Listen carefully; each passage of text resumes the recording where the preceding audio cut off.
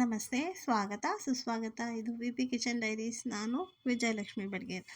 ನಾನು ಸಿದ್ಧಾರೂಢ ಮಠದ ಅಂದರೆ ಹುಬ್ಬಳ್ಳಿ ಹೂಗಳ ಬಳ್ಳಿ ಹುಬ್ಬಳ್ಳಿ ಅಂತ ಹೇಳಿದೆ ಅಲ್ವಾ. ಆ ಹುಬ್ಬಳ್ಳಿಯಲ್ಲಿರುವಂಥ ಸಿದ್ಧಾರೂಢ ಅಜ್ಜ ಅವ್ರದ ಇನ್ನೊಂದು ವಿಡಿಯೋ ಹಾಕ್ತಾಯಿದ್ದೀನಿ ಇವತ್ತು.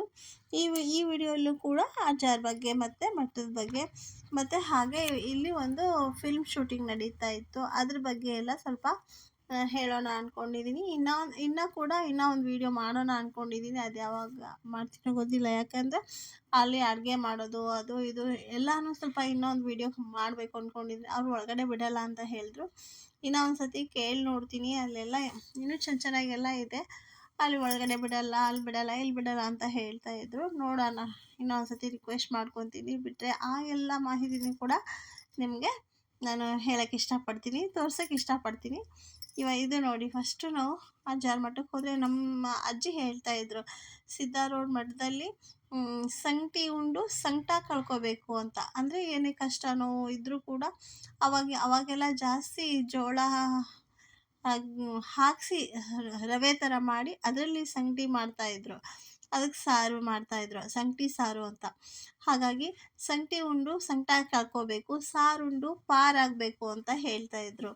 ಅಂದರೆ ಏನೇ ಕಷ್ಟ ದುಃಖ ಏನೇ ಇದ್ದರೂ ಕೂಡ ಇಲ್ಲಿ ಬಂದು ಆ ಪ್ರಸಾದನ ನಾವು ತಗೊಂಡ್ರೆ ನಮ್ದು ಏನೇ ನೋವು ದುಃಖ ಕಷ್ಟ ಇದ್ದರೂ ಹೋಗಬೇಕು ಅನ್ನೋ ಒಂದು ಉದ್ದೇಶದಿಂದ ಸಂಗಟಿ ಉಂಡು ಸಂಕಟ ಕಳ್ಕೊರಿ, ಸಾರುಂಡು ಪಾರಾಗ್ರಿ ಅಂತ ಹೇಳ್ತಾಯಿದ್ರು. ಅಷ್ಟೇ ಅದರ ಅರ್ಥ. ಆದರೆ ಅಷ್ಟೇ ಅನ್ನೋದಕ್ಕಿಂತ ಅದಕ್ಕೆ ಎಷ್ಟೊಂದು ಮಹತ್ವ ಇದೆ ಆ ಒಂದು 2 ಲೈನ್ಗೆ.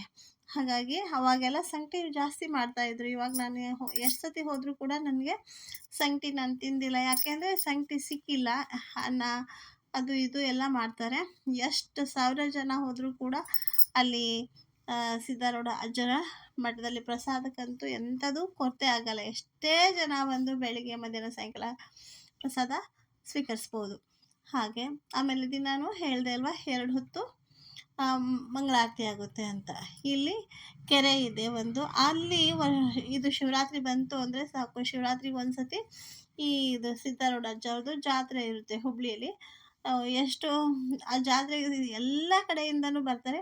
ಅವತ್ತು ಅಲ್ಲಿ ಒಂದು ಪುಷ್ಕರಣಿ ಥರ ದೊಡ್ಡದಾಗಿ ಪುಷ್ಕರಣಿ ಥರ ಮಾಡಿದ್ದಾರೆ. ಅಲ್ಲಿ ಸಿದ್ಧಾರೂಢ ಅಜ್ಜರದ ಮೂರ್ತಿ ಇಟ್ಟಿರ್ತಾರೆ ಅನಿಸುತ್ತೆ. ಇಟ್ಬಿಟ್ಟು ಅಲ್ಲಿ ಇದೇನು ನಾನು ಹೋಗಿಲ್ಲ ಒಂದು ಸತಿನೂ, ತೆಪ್ಪತ್ತೇರು ಅಂತ ಮಾಡ್ತಾರೆ. ಆ ನೀರಲ್ಲಿ ಆ ತೇರನ್ನ ಬಿಡ್ತಾರೆ.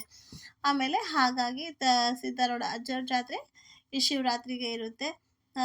ಎಲ್ಲ ತುಂಬ ಚೆನ್ನಾಗಿರುತ್ತೆ ಜಾತ್ರೆ. ಅದು ಹುಬ್ಬಳ್ಳಿ ಜಾತ್ರೆ, ಸಿದ್ಧಾರೂಢ ಜಾತ್ರೆ ಅಂದರೆ ಕೇಳಬೇಕಾ, ಸಖತ್ತಾಗಿರುತ್ತೆ. ತುಂಬ ರಶ್ಶು.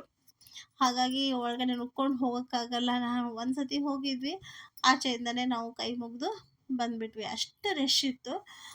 ಪ್ರತಿ ವರ್ಷವೂ ಹೋಗಬೇಕು ಅಂತ ಅನ್ಕೋತೀವಿ. ಒಂದೊಂದು ಸತಿ ಹೋಗೋಕ್ಕಾಗುತ್ತೆ, ಒಂದು ಸತಿ ಹೋಗೋಕ್ಕಾಗಲ್ಲ.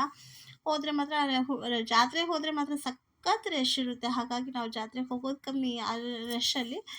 ಮಿಕ್ಕಿದ ದಿನ ಎಲ್ಲ ಈ ಥರ ಜನ ಇದ್ದೇ ಇರ್ತಾರೆ, ಸಾಕಷ್ಟು ಜನ ಇರ್ತಾರೆ. ಜಾತ್ರೆಗೆ ಇರೋಷ್ಟು ರಶ್ ಇರೋಲ್ಲ. ಹಾಗಾಗಿ ನಮ್ಗೆ ಯಾವಾಗ ಅನುಕೂಲ ಆಗುತ್ತೋ ಆವಾಗ ನಾವು ಹೋಗಿ ಬರ್ತೀವಿ. ತೆಪ್ಪತ್ತೇರು, ಆಮೇಲೆ ಇನ್ನೂ ಒಂದು ಸಿದ್ಧಾರೂಢ ಅಜ್ಜರ ಬಗ್ಗೆ ಹೇಳಬೇಕು ಅಂದರೆ ತುಂಬಾ ಇದೆ. ನಾನು ಹೇಳದೇ ಇರೋ ಒಂದು ಪಿಕ್ಚರೇ ಮಾಡಿದ್ದಾರೆ ಅಂತ. ಆ ಪಿಕ್ಚರ್ ನೋಡಿದ್ರೆ ನಾನು ಹೇಳೋದೇ ಬೇಡ, ನಿಮಗೆಲ್ಲ ಗೊತ್ತಾಗ್ಬಿಡುತ್ತೆ ಎಷ್ಟೊಂದು ಮಹಿಮೆ ಇದೆ ಅಂದರೆ. ಸಿದ್ಧಾರೂಢ ಅಜ್ಜರು ಒಬ್ರು ಹೇಳ್ತಾರಂತೆ, ಸಿದ್ಧಾರೂಢ ಅಜ್ಜರು ಇಲ್ಲ, ತೀರ್ಕೊಂಡ್ಬಿಟ್ಟಿದ್ದಾರೆ ಅಂತ. ಇನ್ನೊಬ್ರು ಇದ್ದಾರೆ ಅಂತ. ಸರಿ ನೋಡೋಣ ನಡಿ ಅಂತ ಹೇಳಿದ್ರೆ ಅಲ್ಲೇ ಅವ್ರಿಗೆ ಕಾಣಿಸ್ತಾರಂತೆ, ಇವ್ರಿಗೆ ಕಾಣಿಸಲ್ವಂತೆ. ಹಾಗೆ ಇದೀನಿ ಅಂದವ್ರಿಗೆ ಇದೀನಿ, ಇಲ್ಲ ಅಂದವ್ರಿಗೆ ಇಲ್ಲ ಅಂತ ಹೇಳಿದ್ರಂತೆ ಅಜ್ಜರು. ಇದು ಪುಷ್ಕರಣಿ, ಇದು ಇಲ್ಲೇ ತೆಪ್ಪತ್ತೇರು ಬಿಡೋದು.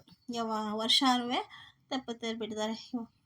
ಹಾಗಾಗಿ ಮತ್ತೆ ಎಲ್ಲ ಅಲ್ಲಿ ಕೆಲಸ ಅಂದರೆ ಅಚ್ಚುಕಟ್ಟಾಗಿ ಕ್ಲೀನು ಅದೆಲ್ಲ ಮಾಡ್ತಾರೆ. ಪೌರ ಕಾರ್ಮಿಕರು ಮಾಡ್ತಾರೆ. ಲೈನಾಗಿ ನಿಂತ್ಕೊಂಡಿದ್ರಲ್ವ, ನಾನು ಅವಾಗ ಹೇಳೋಕ್ಕಾಗಲಿಲ್ಲ ನನಗೆ. ಆ ಪೌರ ಕಾರ್ಮಿಕರು ಮಾಡ್ತಾರೆ. ಮತ್ತು ದೇವಸ್ಥಾನ ಅಂತಲೇ ಜನ ಇದ್ದಾರೆ. ಇದು ಅಜ್ಜರು ಕೂತ್ಕೊತಾ ಇದ್ದಿದ್ದ ಜಾಗ ಅಂತ. ಇದು ಯಾವಾಗಲೂ ಬಂದು ಸಿದ್ಧಾರೂಢ ಅಜ್ಜರು ಅವರ ಸಮಕಾಲೀನರು ಬಂದು ಕೂತ್ಕೊತಾ ಇದ್ದಂತೆ. ಇದು ತೇರು, ಪ್ರತಿ ಶಿವರಾತ್ರಿಗೂ ಈ ತೇರು ಎಳೆಯುತ್ತೆ, ಸಿದ್ಧಾರೂಢ ಅಜ್ಜರದು ತೇರಿದು. ಹಾಗಾಗಿ ಇದನ್ನು ಎಲ್ಲ ತೋರಿಸ್ತಾ ಇದ್ದೀನಿ. ಆಮೇಲೆ ಒಂದು ಪಿಕ್ಚರ್ ಬೇರೆ ಶೂಟಿಂಗ್ ಆಗ್ತಾಯಿತ್ತು. ಅದು ಹೆಸರು ಎಂಥದ್ದು, ಭಾಸ್ಕರ್ ಅಂತ ಇತ್ತು. ಅನ್ಲಕ್ಕಿ ಬಾದ್‌ಶಾ. ಅನ್ಲಕ್ ಬಾದ್‌ಶಾನೋ ಏನೋ ಒಟ್ಟು ಬಾದ್‌ಶಾ ಅಂತ ಇತ್ತು. ಅವರು ಫಿಲ್ಮ್ ಶೂಟಿಂಗ್ ಮಾಡ್ತಾಯಿದ್ರು ಇಲ್ಲಿ. ಇದು ನಮ್ಮದು ಉತ್ತರ ಕರ್ನಾಟಕದ ಭಾಷೆ, ಉತ್ತರ ಕರ್ನಾಟಕದ ಬಗ್ಗೆ ಏನೋ ಹೇಳ್ತಾ ಇದ್ರು. ಅದೇ ಶೂಟಿಂಗ್ ಇನ್ನೂ ಕೂಡ ನಡೀತಾನೆ ಇದೆ. ಫಿಲ್ಮ್ ಶೂಟಿಂಗು ಇಲ್ಲೇ ಬಂದು ಪೂಜೆ ಮಾಡಿಕೊಂಡು ಈ ಸೈಡೇ ವಿಡಿಯೋ ಮಾಡ್ತಾ ಇರೋದ್ರಿಂದ ಇಲ್ಲೇ ಮಾಡ್ತಾಯಿದ್ರು. ಹಾಗಾಗಿ ನಾನು ಇನ್ನೂ ಒಂದು ವಿಡಿಯೋ ಜೊತೆಗೆ ಮತ್ತೆ ಸಿಗ್ತೀನಿ. ಏನಪ್ಪ ಅಂದರೆ ಇನ್ನೂ ಹೇಳೋದು ತುಂಬ ಇದೆ, ಇನ್ನೂ ತೋರಿಸೋದು ನಿಮಗೆ ತುಂಬ ಇದೆ. ಹಾಗಾಗಿ ಇಷ್ಟೇ ಇವಾಗಿದ್ದು ನಾನು ಹೇಳೋಕ್ಕೆ ಇಷ್ಟಪಡೋದು.